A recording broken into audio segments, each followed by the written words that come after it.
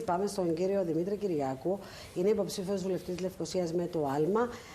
Κύριε Κυριάκου, εσείς αναμειγνύεστε στην πολιτική με ένα κόμμα νεοσύστατο κίνημα.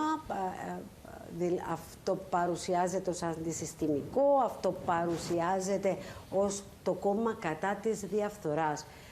Καταγγέλλοντας όλα τα υπόλοιπα κόμματα ότι είναι μέρος του συστήματος. Αλλά και εσείς δημιουργείτε ένα κόμμα, άρα το να είναι κόμμα κάποιος είναι έγκλημα στην Κύπρο, αλλά την ίδια ώρα κάνετε έναν κόμμα για να πολεμήσετε το σύστημα, να γίνετε μέρος του συστήματος. Μάλιστα.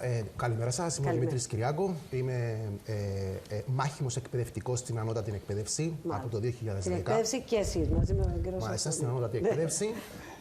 Διδάσκω πληροφορική. Είμαι κάτοχος διδακτορικού τίτλου στην πληροφορική και υφιστάμενη συνεργασία στο Πανεπιστήμιο Κύπρου, Ευρωπαϊκό Πανεπιστήμιο και Πανεπιστήμιο Λευκωσίας. Πάντα ήμουν ενεργός πολίτης όσον αφορά στο να ψηφίζω. Ποτέ όμως δεν βρήκα μια πολιτική παράταξη, είναι ένα κόμμα το οποίο να με εκφράζει ότι πράγματι θα φέρει την αλλαγή. Ο Οδυσσέας Μιχαηλίδης με ενέπνευσε να τον ακολουθήσω με το έργο του σαν γενικός ελεκτής, αλλά και ακόμη με την αντίδραση του μετά την πάυση του, με την ίδρυση ενός νέου κόμματος. Και νέο κόμμα να ακούεις, OK, πάλι ακόμα ένα κόμμα. Ήμουν εκεί από την αρχή. Δηλαδή από το καλοκαίρι του 25.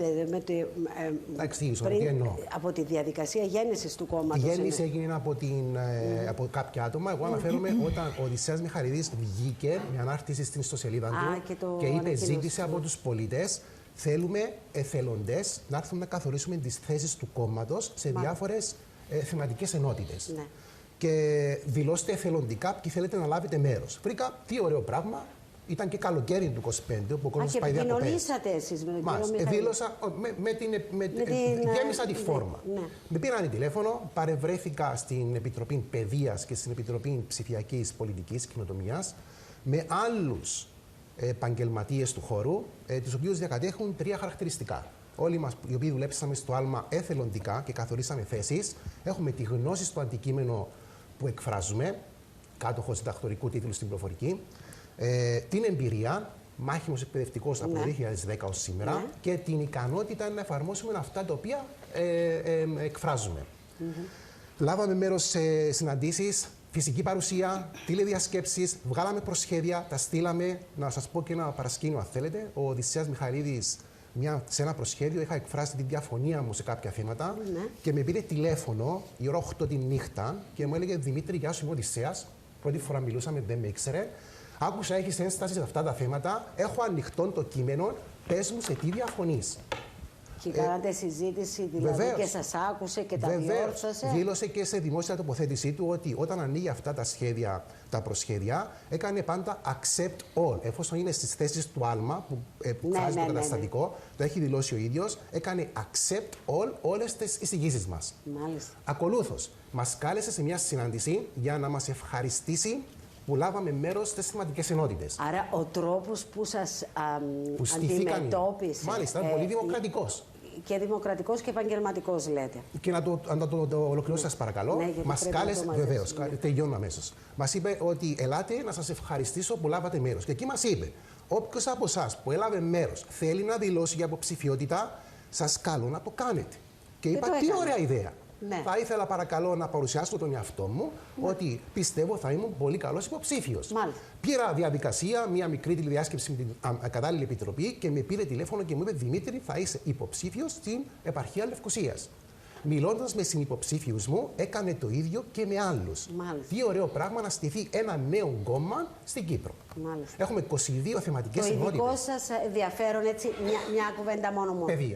Παιδεία. Η έννοια σας είναι παιδεία. Και μπορώ να προσφέρω ποιες είναι οι θέσεις μου για καινοτόμες αλλαγές στην επόμενη γύρο. Ευχαριστώ πολύ. Λοιπόν, κύριε Κυριάκου, πολιτικό λόγο έχετε ή απλά συνθήματα κατά της διαφθοράς του συστήματος κτλ.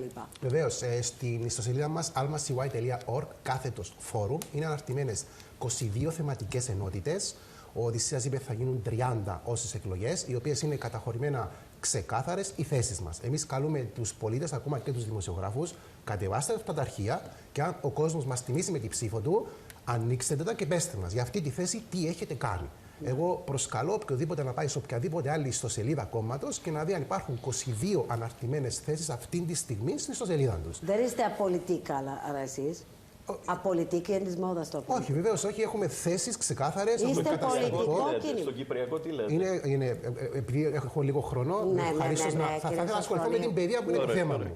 Επίσης, εμείς λέμε ότι δεν είμαστε όλοι παντογνώστες. Έχουμε τις ομάδες οι οποίες είναι υπεύθυνες να απαντούν στα ανάλογα θέματα. Άρα είστε ένα πολιτικό κίνημα. Βεβαίως, με θέσεις ξεκάθαρες. Ολοκληρωμένες θέσεις κτλ. Έχει και για το Κυπριακό μέσα στις 20. Άρα υπάρχουν και θέσεις.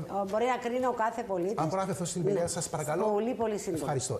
Εμείς λέμε ότι η παιδεία, τα πανεπιστήμια μας πρέπει να είναι αυτόνομα ιδρύματα. Τα οποία όμως η κρατική χορηγία να βασίζεται στις καινοτόμες παιδαγωγικές προσεγγίσεις. Δηλαδή, για να πάρεις χορηγία, πρέπει να αλλάξεις τον τρόπο με τον οποίο εισάγεις την παιδεία στην κοινωνία. Ένα παράδειγμα μόνο.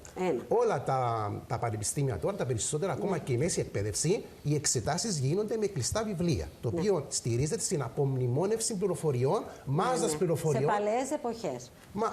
Ενώ πας εξωτερικό είναι με ανοιχτά βιβλία. Ανοιχτά βιβλία. Έτσι, και οπότε μπορείς να εξετάσεις την κριτική σκέψη εκείνη. Έχει όλες τις σημειώσεις μπροστά σου. Ένας επιστήμονας όταν θα θέλει να βγάλει ένα πόρισμα, θα ανοίξει τα βιβλία, τα κοιτάξει, θυμάται τα απόξω. Και κάποιοι φοιτητές δίνουν εξετάσεις σήμερα και μετά τη νύχτα πρέπει να πάνε να ξεχάσουν, να ξεκουραστούν και να απομνημονεύσουν για την επόμενη ένα άλλο βιβλίο. Έχετε απόλυτο δίκιο. Εγώ δεν το λέω μόνο, το έχω εφαρμόσει 17 φορές. Σε 17 μαθήματά μου έχω αποτελέσματα εφαρμογής εξετάσεων με ανοιχτά βιβλία, ανοιχτές σημειώσεις. Πρέπει να διαβάσεις περισσότερο όταν είναι με ανοιχτά βιβλία. Είναι και από την εμπειρία μου. Σε κάποια άλλη συνάντησή μας, αν θέλετε να επεκταθούμε σε αυτό. Οδηγήσει και στην